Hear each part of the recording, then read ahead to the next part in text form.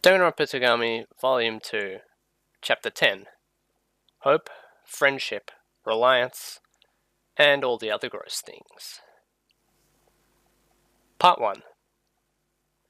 In case you forgot, Chapter 9 ended with Togami, Shinobu, and A54 in the underground tunnels, having just run into two mysterious figures, who include a girl dressed in a goth lolly clothing, and a boy referring to himself as if he were a samurai and using chat speak as his spoken lines. Who could they be? The chapter opens with a Borg's article on monasteries and convents. It describes the life of piety most monks and nuns are expected to observe, as well as the key virtues of fealty, poverty, and purity. Shinobu reports that they're sitting around a wooden table in a room at a convent in Pilsen, which has stone walls, a plain bed, and a cross on the wall. There's nothing else, not even a window.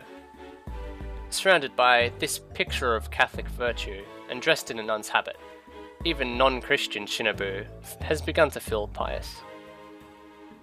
Of course, Byakuya-sama was also wearing a nun's habit. I'm used to wearing women's clothing, so it doesn't embarrass me. How did it come to this? Part 2. Good day, Togami-kun. I am pleased to see that you're still as impudent and overconfident as ever. Ruby red eyes were pointed in our direction. This person, so out of place in the dark underground, was Byakuya-sama's classmate, Celestia Ludenberg, super high school level gambler. Originally from Utsunomiya Tochigi. Why are you here, goth lolly gambler? Explain yourself. Even though we came running to help, when we learned our classmate was in trouble, you treat us in such a cold fashion. I was so worried about you, Togami-kun, that I could not even stomach my favorite food, gyoza. The only thing about other people that concerns you is what cards they're holding in their hand. Just like you, no? Do not compare yourself to me. It seems you are in very good spirits. A small smile appears on Celeste-san's lips. Troublesome explanations are the job of a rotten lard. With that, she gestured with an upturned palm toward the large boy beside her. I've gotten both abuse and admission from Celestana. In our industry, that's a reward. The rotten lard dripping with a greasy sweat while trembling with delight was also Byakuya-sama's classmate, Yamada Hifumi, super high school level doujinshi artist. His bulging stomach was vibrating, and Yamada launched into a speedy explanation of why he and Celeste are in the Czech Republic, but not before going off on a tangent about how Celeste's reward got him all worked up. And yeah, it's pretty much what you're imagining. Shinobu gets impatient, and thankfully Celeste steps in, still smiling, by stomping on Yamada's foot to convince him to move on to the real explanation. Turns out they really did come to help Togami out, and Celeste even prepared a place for them to hide where they won't be found. Celeste confirms this with a nod that causes her drills to shake. Togami, however, doesn't need friends, they only disappoint him, and he tells Yamada and Celeste to go home. However, A54 wants to hear them out. He wasn't exactly able to secure a safe haven. Togami huffs, wondering aloud who even let A54 into the Needle Force. A54 answers that it was Togami himself, which goes ignored as Togami asks if he came to the Czech Republic for a vacation. A54 explains that only a portion of the Needle Force are able to be mobilized, so they're kind of scrambling with this rescue mission. Togami tells him that excuses are a sin, which gets Yamada all riled up for some reason. He apparently thinks that's really moe. A54 wants to go with Celeste and Yamada, which Yamada eagerly tries to endorse, but Togami glances at Celeste and asks if they've come on behalf of Hope's Peak Academy. I am afraid I am not that amiable. But more than that, however, do you really think that this school is able to act that quickly? We paid our own way. Celestano and I took a chartered flight all the way up to the Czech Republic. It was so expensive that it'd make your eyes crotch and bulge out. Ah, yes, it was really quite expensive, because we rented the aeroplane. I was forced to part with a terrible sum. So much of my money won gambling, spent on a chartered flight. So if you had said no to us, Togami-kun, we could not simply return home nonchalantly. You ignorant fools. After this incident is resolved, I expect remuneration. If you promise that, I am willing to help you, Togami-kun. Yamada jumps in on this as well, and after a pause, Togami tells him to hurry up and show him where to go. Part 3. Back in the present at the convent, Shinobu, Togami, and Celeste are hanging out in the nuns' quarters.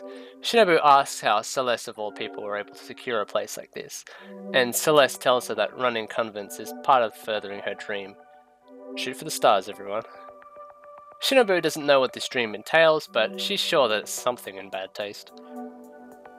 Celeste points out that no one will come looking for Togami in a place where men are forbidden. She's wearing a nun's habit with her drill extensions attached to the veil, by the way, and yeah, it only brings me to think that there should have been official illustrations for this book. I mean, we've got illustrations in the Kagami Family Saga books from some of the Kagami family characters, but that's about it really. All we got is fan art. Togami seems to be in good spirits, which alarms Shinobu since she's begun to suspect that the Polaris disguise wasn't a one-time thing, and Togami might just enjoy dressing in women's clothing. Not to disparage anyone's hobbies, but Shinobu once again sees a bleak future for the Togami conglomerate. Ew. Why are you looking at me like that? I apologize, but, do not speak without my permission. You just seem like you're in a good mood. I am. Huh? So, you in women's clothing? What are you talking about? I'm excited that the world domination is about to begin. Oh, well, that's a relief. So, that's what it is? Did you say world domination? Celeste asked with a strange expression. Since when has that been your dream? Don't misunderstand. Conquering the world is easier for me than making chicken soup. To call it a dream is an exaggeration. At this point, A54 radios in to ask how the convent is. Shinobu reports that Togami is in fine spirits, and A54 goes to comment on the hobby, only to have Yamada hijack the line squealing about Togami and ladies' clothes. Togami asks why Celeste brought Yamada along. Is he her friend? Celeste answers that Yamada came along of his own accord. She did not invite him or anything. Wherever Celestino goes, I follow. I would die for the ones I love. A54 says he's providing backup, and Togami orders him to keep the meatball in check. Yamada screams, "Adieu!" as the connection cuts out, and Shinobu feels as though she lost 500 calories just from that short call. But forget that. It's time to talk about Togami's plan for world domination. And how would you plan to do that? Celeste asked the more obvious question. No one in the history of humanity has managed to succeed at that. Moreover, your military power is comprised of a small private force. How do you expect to take over the world this way? It's more of a dream of a dream. Celeste asks what Togami's cause is. If he tries to take over without one, he'll be seen as nothing but an invader or a despot. Shinobu agrees. Togami himself said that a revolution without a cause is nothing but terrorism. She isn't worried though, because she knows how Togami will answer. He states that this cause is that he justified it by being Togami Byakuya. The only thing he needs is himself. Celeste seems genuinely impressed by this, but asks again how a high school student lacking both military might and financial backing would be able to take over the world. Turns out, it's all a matter of semantics.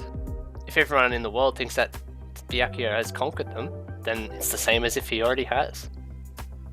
Celeste says that being accepted as the leader and having the power to change things is the real definition of world domination, but Togami corrects her, calling that notion outdated. A relic of the 20th century, like an old pear. Celeste counters that changing the world without having been granted the right to is nothing but empty words, but Togami instead poses a question of his own. Who is the one person who succeeded in revolutionizing Japan? Naturally, the first answer is Tokugawa Ieyasu, but Togami says that he doesn't count, because his rule ended in the Taihei era. Next, he looks to Shinobu, who stutters out Sakamoto Ryoma. Togami again scoffs, saying that if he were alive today, he'd be no more than the founder of a third-rate conglomerate. You're very harsh on other conglomerates, Togami-kun. Togami tells her that he doesn't want her opinions and demands an answer. Her next guess is Okubo Toshimichi, but Togami says wrong. He's nothing more than a mustache. But oh, what a glorious mustache that is. Kotoku Shusei? No, he died a meaningless death. Ashikaga Takauchi? No, he was somewhat regrettable.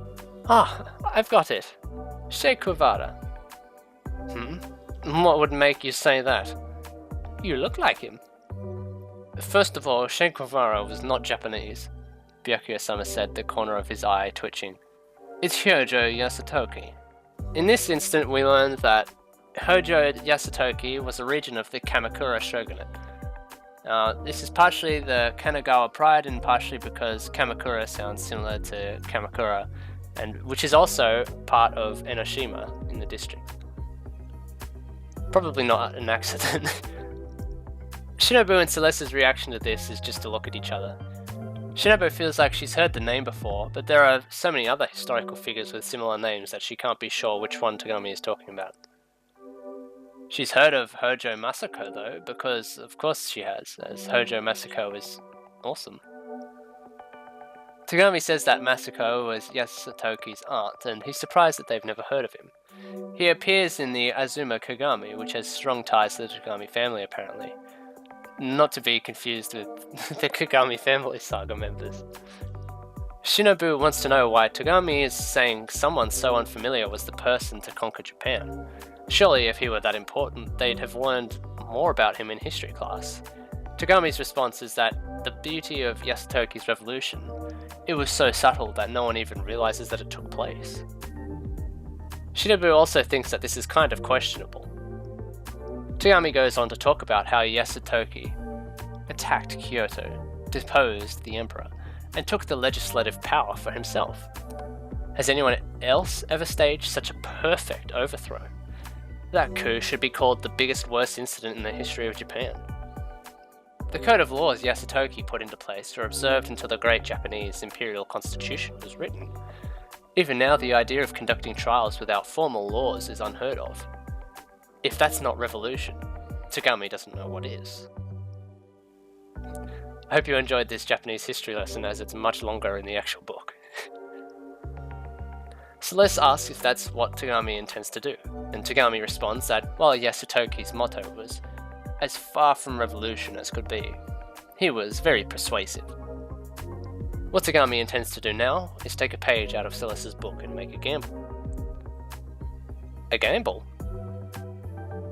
It's not as if I need to explain this to the super high school level gambler, but having a good hand is not the only way to win. It's a world of deception. In other words, if you convince your opponent you've beaten them, you automatically win. Togami then explains what a bluff is, and Celeste says that yes, she is definitely familiar with the concept of deceiving someone to change how they see you. But how is Togami going to pull that off? With that despair novel.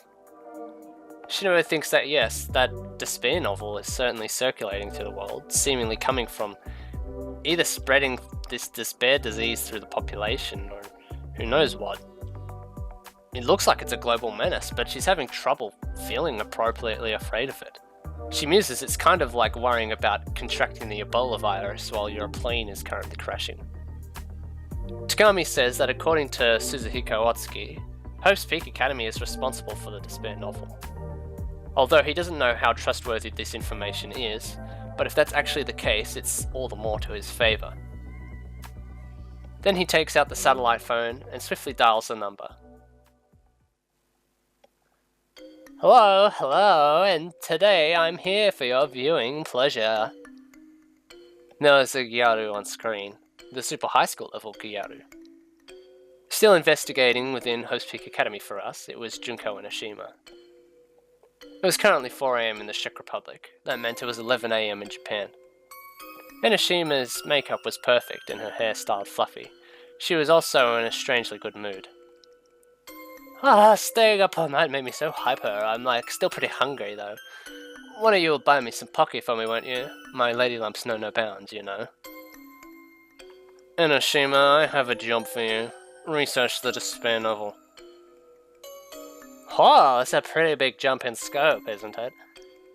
There's a chance Hope's Peak Academy is responsible for the despair novel. Huh? What the hell? Our school's like an avatar of evil. The mastermind of the whole thing? What an unexpected culprit, huh? Exactly. Ah, but tell me, I'm just the best Gyaru in the world. I don't think I could do something that hard. Well, there is a detective in the school, is there not? Ah, judged so like you, Togami, Enoshima said, let out a whistle. Speaking of that, I was just thinking about contacting you. It's not a little spooky. It's the middle of the day on a Sunday. Instead of being on a date, I'm at school. Because the double entendre doesn't really work in English, I'll add a translator's note here. Junko literally calls the fact that she was thinking of Togami not before long he was called suspicious to the connotation is more spooky, weird, uncanny in the actual line. And then Togami utters that the single most dramatically ironic line in this entire series so far. Enoshima, if someone ever told me that you had fallen into despair, I'd have a hard time believing it. Oh, you sweet summer child, Togami. He then goes on to say that Junko is performing better than he ever expected anyway, and tells her to keep her ears peeled for any information on the despair novel. Junko responds with, "Roger," and then asks if there's anything else. Togami says that's it, and then he hangs up on Junko without listening to a response call to A54. Togami tells him that this is the chance to regain his honor as a Needle Force member. He's to research the victims of the despair novel and report back with the direction it's headed in. The last outbreak and the projected next outbreak. A54 also signs out with a "Roger!" And next, Togami connects the satellite phone to the entire world. Part 4. Forbes equals historical reference. Number 1197792. Title: The True World Domination Proclamation. Dobry rano. 12 hours ago have passed since the World Domination Proclamation was issued. I will explain it for you talentless fools. But that means that only 12 hours remain before I completely conquer the world. Nevertheless, your chances of success are 0. So far, several of you would-be assassins have come to kill me, and I have rebuffed them all. Those of you clinging to your baseless hope should know that the super high school level heir cannot be defeated. Now then, at the 12-hour mark, I'll tell you how I plan to construct the world. You all know of this despair novel, yes? I am the one who created it. The most terrifying thing in the world are words. Humans can live by words, but they can die by them as well. The despair novel embodies that. After the next 12 hours pass, the despair novel will have been disseminated into every corner of the globe, while there may be some of you who might make light of it, believing that if you don't read it, you won't die. That is incorrect. Even if you do not read it, someone else will. People dissatisfied with reality will definitely read it. People who refuse to accept their situation will definitely read it. That is what reading is, no? When things are difficult, when you are suffering, when you cannot go on, that is when people read books as a means of escape, as a supplement to restore their mood, as a method to support their decisions. People read books. Of course, there are many in this world who can live satisfied lives without reading, but there are an equal amount of people who cannot. There are a great number of people for whom reading a book is like eating food or drinking water. Hope, despair, fear, sublimity, curiosity. So long as these remain within humans, books will never vanish. I have put that into the despair novel.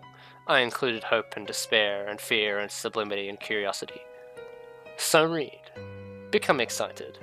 Become satisfied. You who are idle, frustrated, gloomy, and absent-mindedly dreaming of release. When the Despair novel has been disseminated in the next 12 hours, you will read it, one way or another. You will read it. Don't be ashamed. That was the world's choice. You have no free will. That is all. Put your final reason to full use, and find peace in your anxiety and ecstasy over the thought of defeating me. However, it is fortunate to be ruled by me, no. I promise you. I'd stake the Togami name on it.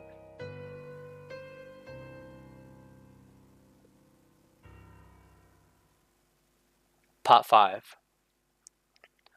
Hello, it's me. What? There are demonstrations breaking out. What's this about? Right now, we're taking over the world. Don't waste my time reporting every obvious thing. Huh? What publisher? You must be joking.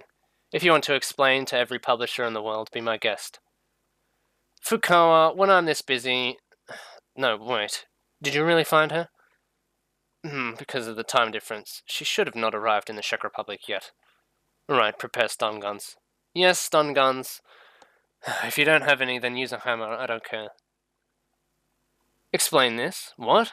As long as you investigate the school, that's fine. I don't care. If there's any news from the detective, contact me. It's me. What is this? Silence. Listen up. Be quiet. I said be quiet. My female clothes? My underwear color? Die, swine. Hey, A54, your reporter's late. What's going... Surrounded by idiots. My patience is at a limit. Hello? Yes. Kill the pig for all I care. Disposal? Yeah, send him down the Vltava River. Make sure he's got stuck in a concrete pillar so that he doesn't ruin Prague's scenery.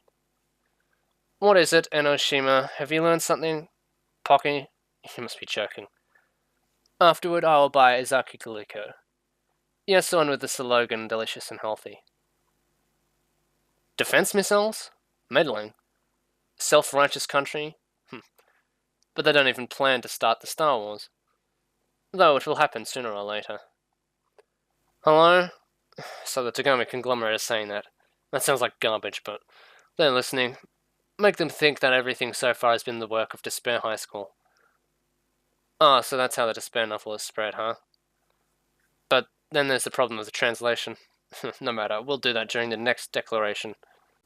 Hello, it's me. What's that? The reserve course? Those talentless people are nothing but nuisance to the world. Extinguish them. Yes, extinguish them. Annihilate them from this world. Just like smallpox. Part 6. Shinobu is watching Togami call various people and issue them orders at lightning speed. Both she and Celeste are impressed by Togami having the cajones to bluff that he created this Despair novel, especially since he had no idea how it worked. Togami scoffs, saying that he can figure it out now. But Celeste points out that information regarding it hasn't been released. However, by Togami's logic, they know it came from Hope's Peak Academy, and knowing where it came from makes learning the facts much more easy. Shinobu agrees, thinking that they can pinpoint the source since they know the origin. They can question students and teachers, check newspaper reports to find leads. Furthermore, they can have people working with them at the school itself. Both Junko and the detective are researching the Despair novel, and there's a high chance that they'll find information. And if they can grasp how the Despair novel works, then they'll truly be able to take over the world. After 4.6 billion or so years, someone will finally take over the Earth. Shinobu is filled with excitement, thinking about how she'll be writing Togami's biography about this event when Celeste makes a comment that Togami really believes in his friends.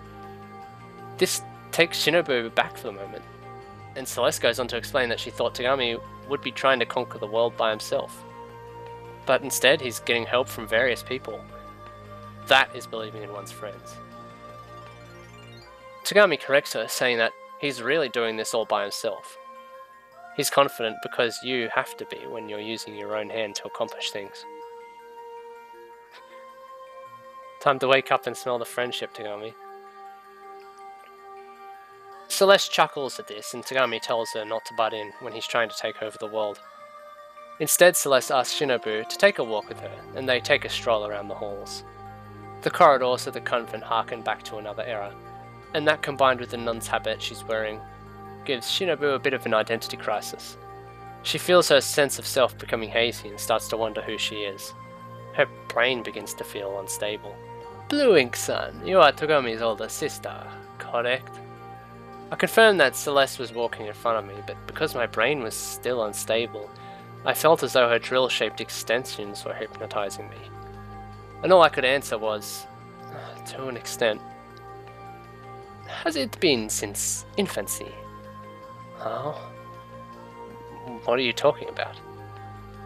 Has Togami-kun's personality always been this way? Self-centered, self-righteous, arrogant, conceited.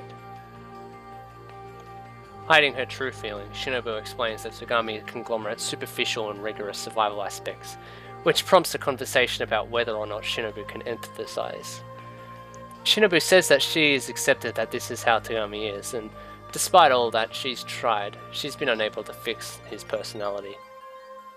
Celeste notes that this is the same as empathizing, but Shinobu says that it's just natural impulses to protect a family member. Togami is really a good kid at heart. She thinks to herself that he did save her after all. He gave light and darkness to her. Who could not hope or nor despair? He used his talents to their full extent in the castle full of death and solved the mystery. And when Shinobu was vomiting out blood, writing his biography... Wait a minute. Was that how it went? Hang on. Didn't Togami reveal himself after the incident was over? So there's no way Shinobu could have been writing the biography at this point.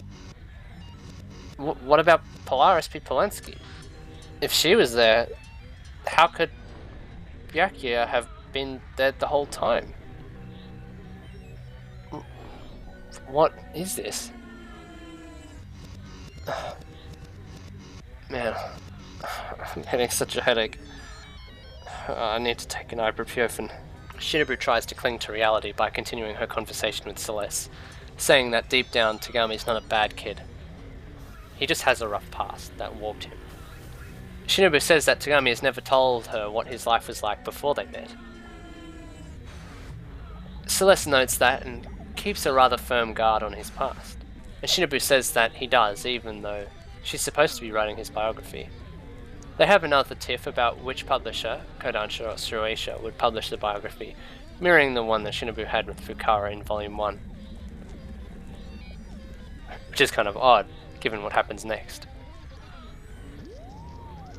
At any rate, it seems Togami-kun is too much even for his own relatives.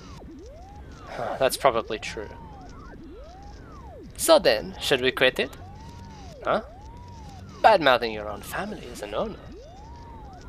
I'm not used to talking like this, so my jaw is all worn out. Huh? What the heck are you? No matter the bet, I will be the victor. I guarantee it. Celeste-san reached up to her head and tore everything off. She stripped herself out of the nun habit, the drill extensions, and a fake skin. The person who had once been Celeste-san removed the things that resembled Celeste-san one by one and dropped them to the floor. Every component that comprised of Celestia Ludenberg was thrown aside. What appeared was a single girl, a girl wearing a Despair high school uniform. This couldn't be. My legs froze and I couldn't move. The other girl completed a magnificent turn and faced me. With a youthful, cherubic smile, she looked at me. Nya nya nya nya! Sorry to make you wait. Despair high school level brother complex. Sana Kagami-chan has taken the stage.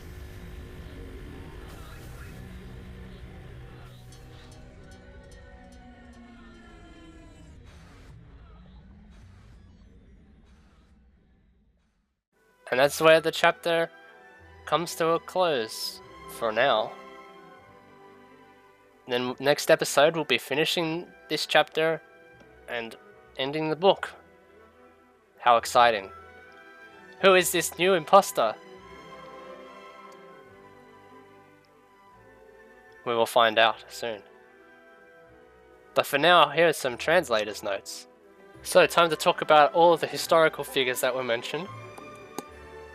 Tokugawa Ieyasu was the founder and the first shogun of the shogunate of Japan, which effectively ruled Japan from the Battle of Sakigahara in 1600 until the Meiji Restoration in 1868.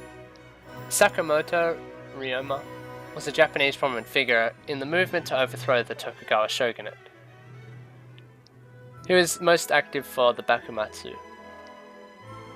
One of his most noted accomplishments during this period was the negotiation of peace between Choshu, the present-day Yamaguchi prefecture, and Satsuma, the current-day Kagoshima prefecture, two powerful provinces that had been long hostile to each other.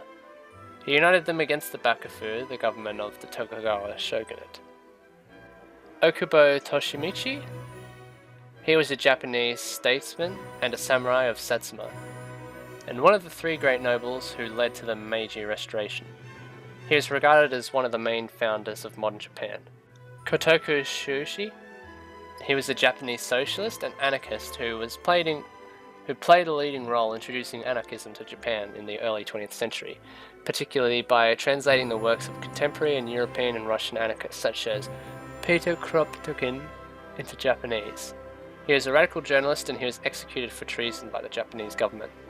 Ashikaga Takeuchi was the founder and first shogun of the Ashikaga shogunate. His rule began in 1338, beginning the Muromachi period of Japan, and ended with his death in 1358.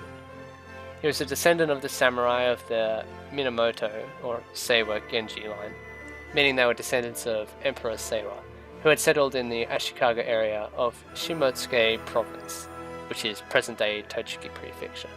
Hojo Yasutoki was the third shiken, or regent, of the Kamakura shogunate in Japan. He strengthened the political system of the Hojo regency. Hojo Masako was a political leader and the eldest daughter of Hojo Tokimasa. She was the sister of Hojo Yoshitake and was married to the Minamoto no Yoritomo, the first shogun of the Kamakura period. Azuma Kagami is a Japanese historical chronicle. The medieval text chronicles events to the Kamakura shogunate from the Minamoto no Yoritomo's rebellion against the Taira clan in Izokuni of 1180 to Munakata Shino, the 6th shogun, and his return to Kyoto in 1266. This work, also called the Hojoban and later after the late Hojo family of Odawara, or Kanagawa prefecture now, in whose possession it used to be before it was donated to the Tokugawa Ieyasu. It originally consisted of 52 chapters, but the 45th is lost. In spite of its many flaws, the document is considered the most important existing document concerning the Kamakura period. And Che Guevara, who is an Argentine Marxist revolutionary, physician, author, guerrilla leader, diplomat, and military theorist, a major figure in the Cuban Revolution. His stylized visage became a ubiquitous countercultural symbol of rebellion and global insignia in pop culture. So yeah, that was this chapter. Hope everyone enjoyed that. Can't wait to find out what happens next. Well, hope you all had a good day. See you in the next episode.